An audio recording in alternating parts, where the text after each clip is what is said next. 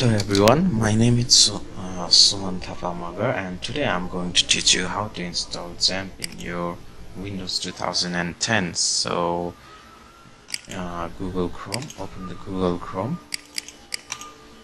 and type in Xampp and click on the first link, and you will see that Xampp has Apache, MariaDB, PHP and Perl. So it is the best server for developing if you are a PHP developer.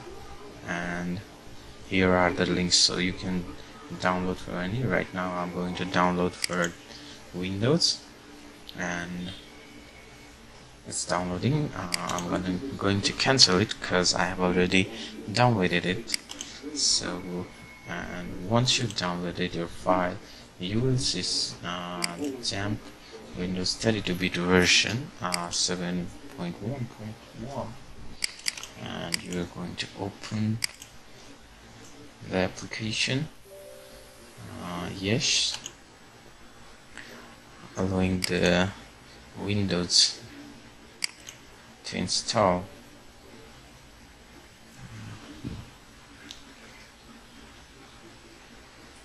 System. Okay, next, and select all PHP MyAdmin, Webvisor, Tomcat.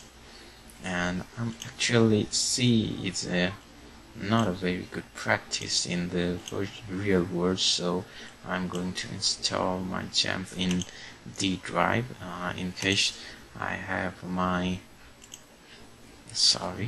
D drive. Xampp Xampp, next, and the installation should have begin. So finish any moment now. Yes, and you have to allow access.